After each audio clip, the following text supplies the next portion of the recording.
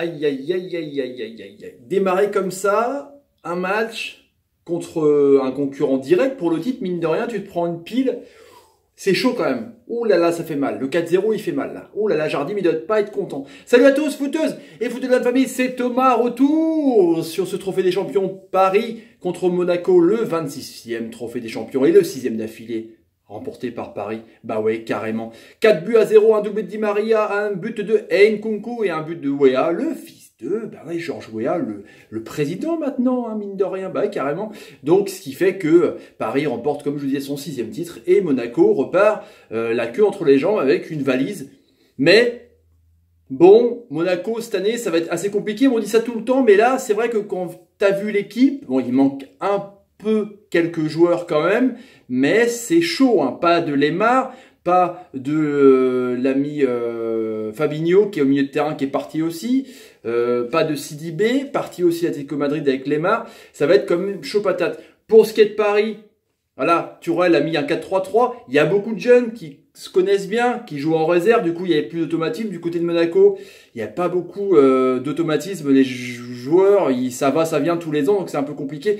Mais on va reparler de ça. D'abord, je remercie mon partenaire OneFootball, première application mondiale de football gratuite, téléchargeable sur iOS et Android. On parle aussi de Trophée des Champions sur OneFootball. Pour avoir les statistiques, n'hésitez pas, allez-y, le lien dans la description, les petits amis. Tourelle avait donc Buffon dans les buts, ouais, Areola et champion du monde et pas là. Tout comme Kipembe et tout comme la Foudre aussi qui est pas là. Du coup, l'ami Trapp était sur le banc.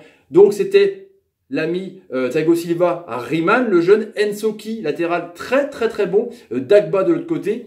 Mine de rien, hein, Kurzawa il a un peu de...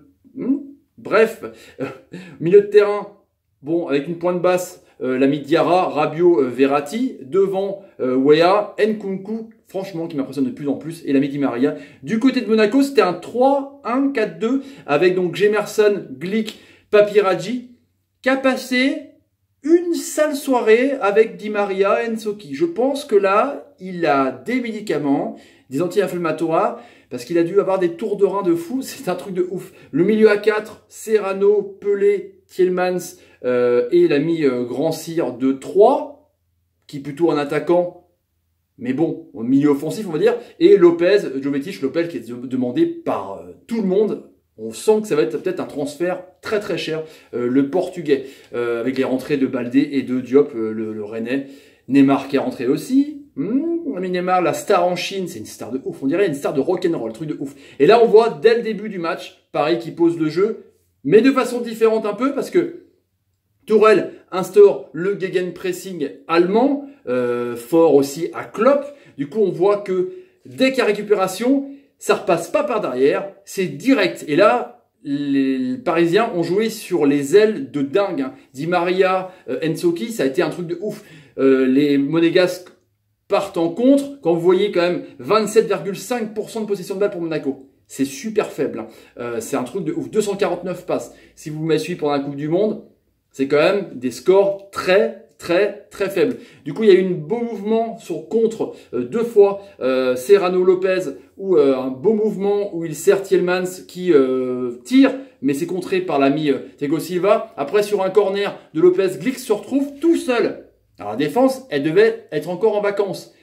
Il loupe sa tête, Buffon peut la capter. C'était un peu tendu. Et après, il y a eu un super mouvement entre Di Maria et Nsoki, que je vous dis. Rabiot qui est servi, ensuite avec Riemann, c'est remis à Di Maria qui arrive tout seul en face à face et arrête Benaglio. Alors le côté Benaglio, Di Maria, il y a baston, truc de ouf, hein. Ensuite, Paris, c'est pas qu'il n'y arrive pas, c'est que Monaco, avec ce système justement, est assez chiant à contrer.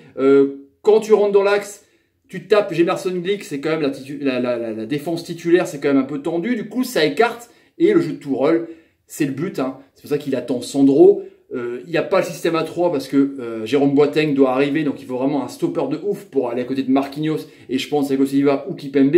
Là du coup, obligé de se mettre à 4 parce que c'est quand même pas très solide. Les jeunes, on va dire, latéraux. Donc voilà.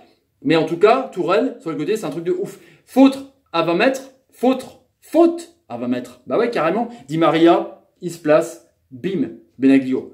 Il n'arrivait pas avec ses tirs.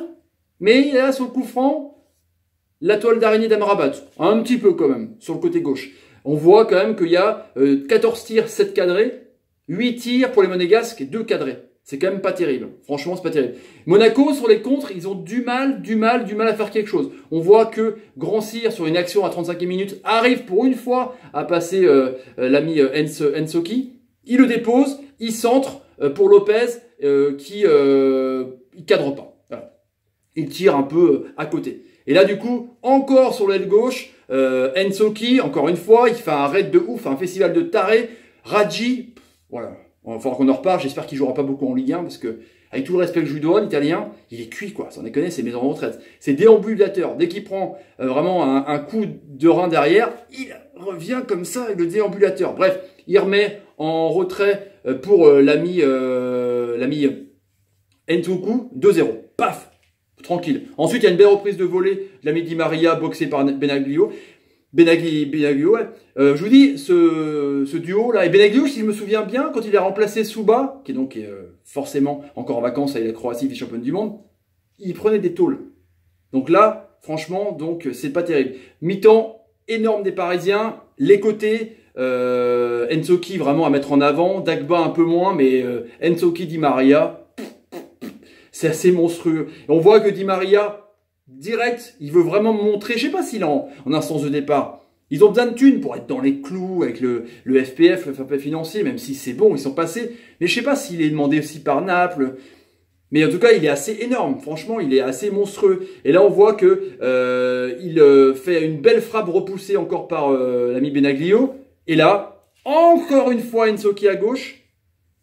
Franchement, à se demander si Tourelle va peut-être pas le mettre dans la rotation, parce que c'est important aussi d'avoir des joueurs sur la feuille de match, d'enregistrer du moins dans le groupe pour participer à la Ligue des Champions. Il y a un nombre de joueurs minimum, c'est intéressant en tout cas. Il déborde sur son côté, il résiste à Radji, c'est pas trop dur. Hein. Hop, centre en retrait, comme pour Nkunku, et hop, Wea, tranquillement 3-0. Beau.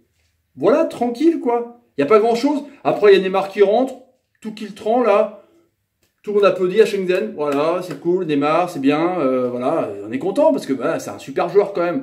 Et après, bon, bah, ils mettent un petit 4-0 à la fin avec un bon centre de Rabiot, qui la joue bien, qui attend au dernier moment vraiment pour la mettre à Di Maria et tir croisé 4-0. Voilà, Monaco, c'est dur. Et Paris a été vraiment réaliste et franchement, avec seulement que 4 titulaires potentiels dans le 11 de Tourelle, parce qu'il n'y a pas Neymar, il est rentré, d'accord, il a joué 14 minutes. Il n'y a pas l'ami Cavani, il n'y a pas la foudre Mbappé. Donc c'est vraiment des remplaçants. Et bien, putain, tu vois la patte, tu commences à voir la patte. C'est-à-dire que récupération, gegenpressing quoi. Pressing, récupération, bim, t'exploses quoi.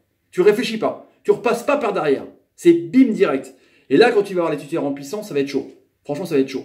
Truc de ouf. Et Monaco, Jardim m'avait dit en début de saison que ça allait être compliqué cette année pour lui, parce que lui il bricole, hein, franchement, on lui pique tous les joueurs, c'est vraiment, c'est un supermarché. Hein. Tu mets en tête de gondole, une fois que les mecs ils ont brillé, tut, à la caisse, put, 30 millions, put, 40 millions, put, 50 millions, put, 190 millions. Et là du coup, là il a là, des joueurs comme Aoulou, des joueurs comme Grand Cyr, voilà, Strasbourg 3. C'est peut-être pour la plus-value, pour les vendre plus cher encore en Angleterre, mais je suis assez pessimiste pour Monaco qui aura du mal. Paris rencontrera Caen chez eux. Monaco ira à Nantes pour la reprise. Ça va être chaud. En tout cas, je prends ma télécommande, les amis. Elle est là. Et ouais, allez, je vous dis à plus tard pour le débrief. Pour un autre débrief. 4-0 en tout cas. Si vous avez envie de donner la chaîne, n'hésitez pas. Tapez sur ma ganache. Mettez des commentaires sur ce que vous pensez de ce match-là. Cette pile qu'a mis Paris avec une équipe B contre une équipe B aussi de Monaco. Hein? Mettez des pouces quand l'ami Ensoki vous fait des bonnes passes. Bah, il en a fait 2 ce soir quand même, franchement. Et partagez la vidéo. C'est une heure de la guerre pour me soutenir sur YouTube, les amis. Salut, salut, salut et salut. Jardim, je pense qu'il va rentrer de Chine. Il va être chafouin. Il va être chafouin.